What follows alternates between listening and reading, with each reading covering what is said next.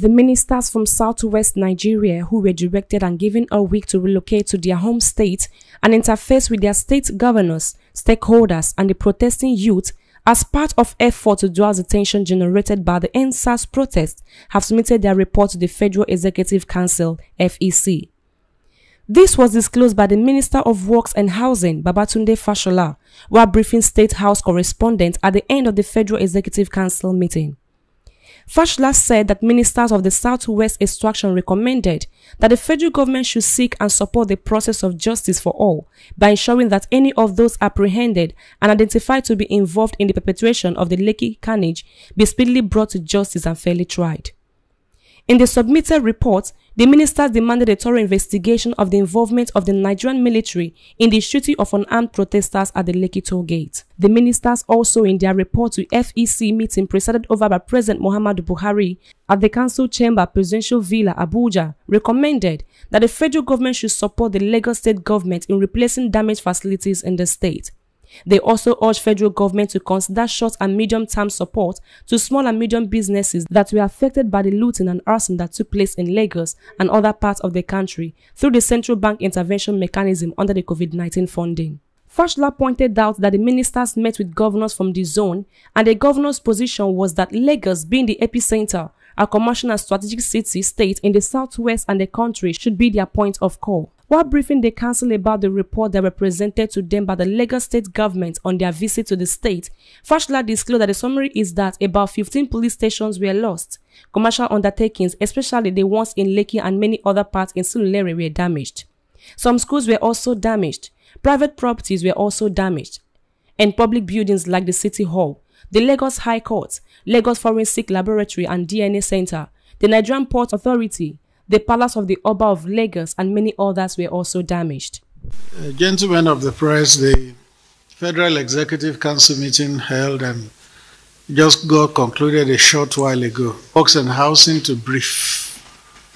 Apart from briefing on things that pertain to his ministry, the Minister for Works and Housing will also update us on the mandate the President gave ministers to return to their states to confer with the governors and with the people on the NSAS protest and the destruction that attended it in some areas. So, the Minister for Works and Housing will brief on behalf of ministers from the Southwest who all held a joint consultation with the governors of the region. Let's start with the Minister for Federal Capital Territory, who will brief us. There was an approval for the contract for the full-scale development of arterial road, which we call N20, which is the road that is linking Shehu Musa Adua Way, also called the Northern Parkway, with the Murtala Muhammad Way, which is popularly known as the Kubwa Expressway. This project involved the full-scale construction of that road, including a number of bridges and the normal telecommunication, power, water lines, in line with the general standard of roads in the FCT. The contractor for that project is Gilmore Engineering Nigeria Limited, and the project it's a contract of 30,609,000 with a completion period of 32 months. The project is within phase 2 of the Federal Capital City and is going to serve adjoining districts of Mabushi, Kado, Katampe, and Jahi. And it will also generally enhance overall the congestion of traffic in phases 1, 2, 3, and 4 of the Federal Capital City. Thank you. The other matter about which I briefed Council on behalf of my colleagues, the ministers from the Southwest, and namely Otunbani Adebayo representing Ekiti, Rauf Aregbesola representing Osun, Sunday Dare representing Oyo, Olamilekan Adegbite representing Ogun, Olorunime Mamora representing Lagos, and Tayo Alasho Adura representing Ondo, was with regard to how we executed the directives given by Mr. President on the 21st of May at FEC for ministers to 21st of October, pardon me, thank you for the correction, 21st October 2020, for us to visit with our state governors and our state.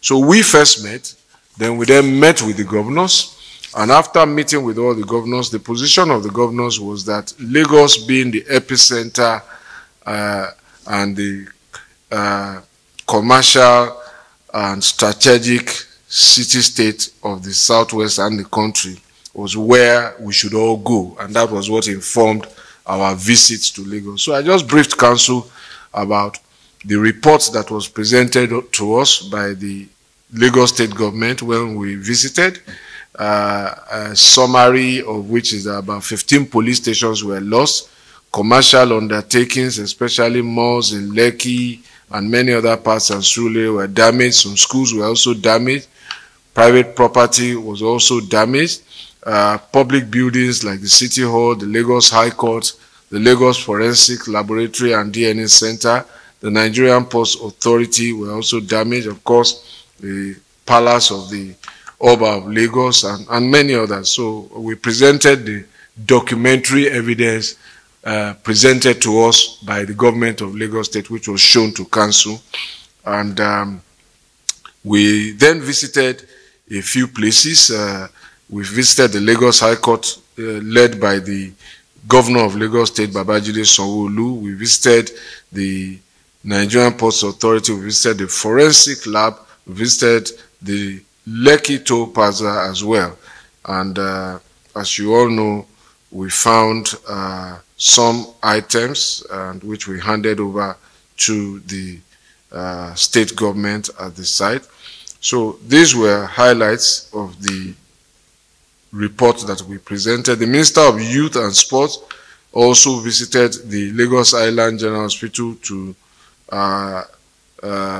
empathize with 7 persons who were reported to have sustained various degrees of injuries in the ward and in the emergency unit, and also visited media houses to commiserate with them on the destruction of property.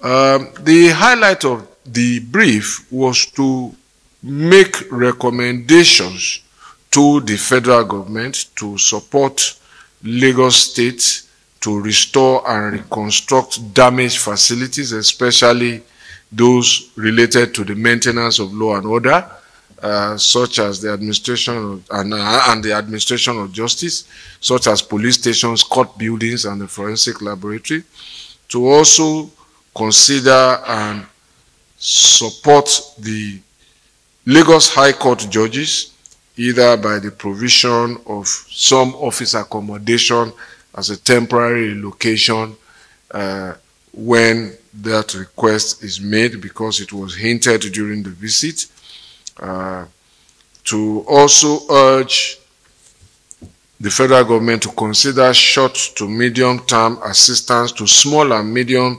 businesses who were affected by the looting and arson which took place in Lagos and in other parts of the country, to see if this can be done through the central bank intervention mechanism under the COVID-19 funding or any other related funding mechanism, and to also ensure that whatever is approved should also involve the National Economic Council, which is the platform at which state governors meet, so that other states across the country who were also affected, where businesses were damaged, destroyed, can benefit in addition to Lagos residents who may be so supported.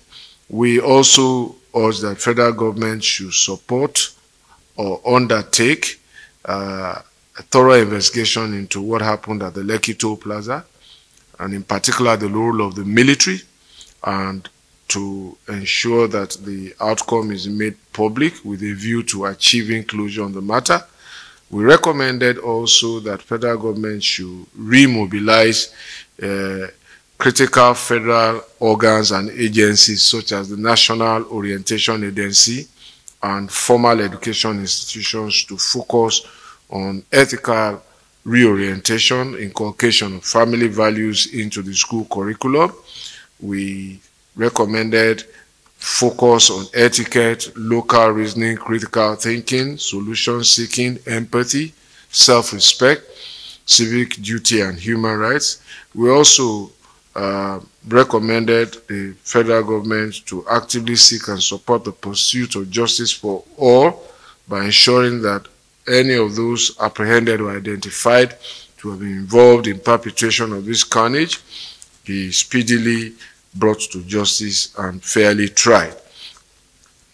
We also urge the federal government to implement the maintenance and facility management policy approved by FEC in 2019 for federal ministries, departments, and agencies, and to encourage states to do the same. We do this because we see this as a useful vehicle to help absorb and create immediate employment for skilled, semi-skilled, and unskilled labor in order to address youth unemployment and poverty-related part of the problem. This is important because people have skills, but we need to provide the economic environment in which those skills can become income earning and self-rewarding. We urge government to also restore confidence in the police and in their morale among the officers and the men and women, and to improve their welfare whilst fast-tracking the ongoing comprehensive reforms being undertaken in the police force. We also urge the federal government to consider, through the Federal Ministry of Health, issues of substance abuse amongst the populace and propose solutions because this potentially affects mental health. We made this recommendation mindful of the global opioid and substance abuse crisis and the impact on our country as well. And we think this is a matter that requires some attention and focus. Thank you very much. Thank you, Honorable.